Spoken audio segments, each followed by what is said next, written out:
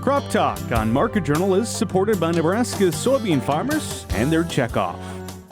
Finally today, for many of us, irrigation season started early, and it's been often this growing season. There are a few tips, though, when it comes to irrigating in season, I should say, that we wanted to share with you today. We were joined in the studio by Nebraska Extension's Steve Melvin to get some of his thoughts and suggestions.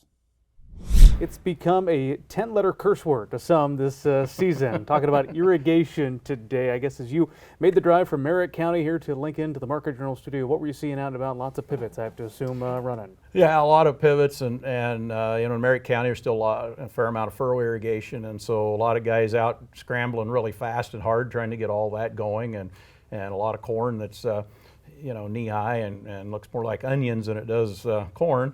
And so, yeah, it's being a real push to get everything going. Yeah, you can call it a lot of different things. I've heard pineapple corn. Yeah. It's one of the expressions out there.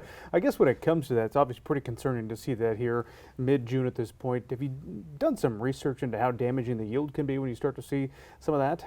Yeah, there's been quite a bit of research done, and sometimes you get some contrasting viewpoints on it, but for the most part, the things that I saw when I was out in southwest Nebraska was that you could have corn look like a lot of it does this year, and if you can get water on it and where we see that's in the furrow irrigation, because really it's about now when you can actually get water on it, and it'll usually respond back and yield pretty much full yields, even though it's stressed quite a bit. There's some other data that would suggest there might be some yield loss, but it's certainly not any means half the yield gone or anything like that. Now, if it starts to fire the leaves, then we're getting into a little different territory. But yeah, push and get the water on it, spread your water out. I mean, some people are saying if you have to shut the pivot down to do that, early in the year like this, shut it down and get the water on the furrow irrigation and keep it spread around. That's always going to end up with more bushels from the whole farm over the year. Maybe it hurts the top yield on one part of the field, but you end up with more bushels from the whole farm by getting the water on everything. Well, this year, 2023, has been a challenging one from a number of different angles. Probably to start with, though, we came into this growing season, everybody optimistic for the most part over the wintertime we'd be able to recharge these soils, and for most of us, that did not happen this year, did it? No, it didn't, and I think a lot of guys probably, with their irrigation last fall and the dryness, left the fields drier than we typically would expect from the soil water data that I've seen, and then we just didn't get that. Typically, we end up with enough off-season precipitation, particularly just even in April and May, that we can refill those fields. Most of them only needed 3, 4, or 5 inches on the silt loams, and of course the sandier soils less. But we just didn't get it this year in a large portion of the state. Now, of course, there's parts that did, and more power to them. They were pretty dry last year when you get to the western part of the state, but they've came out well this spring on rainfall. Here in eastern Nebraska, it seems like those with irrigation, particularly pivots, have run them multiple times at this point. I guess, where do you see things from your perspective, educating those across the state of Nebraska when it comes to irrigation this year? What kind of tips are you wanting to share with us?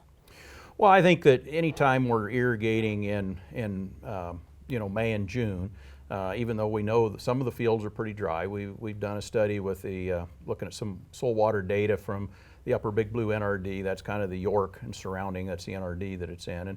And basically, we've looked at some wetter years and some drier years, and it kind of shows that farmers tend to kind of do what they tend to do. That's kind of all of us. We tend to get up, on the same side of the bed and sit at the same place at the breakfast table. And irrigation is one of those that strategy just doesn't really work very well. And so last year, looking at the soil water data, we saw some guys still overwatered, but a lot of guys ended up leaving the field pretty dry, kind of like we'd like to see them, to where they're kind of in that range. We got full yields, but we used up the water, but then we just didn't get anything over the winter. And so I think, to kind of answer your question, we just came into a very dry soils compared to where we usually are in our irrigated fields. And, we needed to put water on here in May and June on some of the fields. But the challenge being, if we don't have some way to measure that with some soil water monitoring equipment, we just simply don't know whether this is a field that's wet enough and we really don't need to water, or whether it is. And the challenge being, particularly in June when we're irrigating, we've got most of our nitrogen out there, and so if we overwater and leach some water through the profile, it's going to take that nitrogen with it. And nitrogen's pretty expensive. We really don't want it in our groundwater either. So we just need to be really careful irrigating in June. Some fields are going to need it. Some are probably in pretty good shape.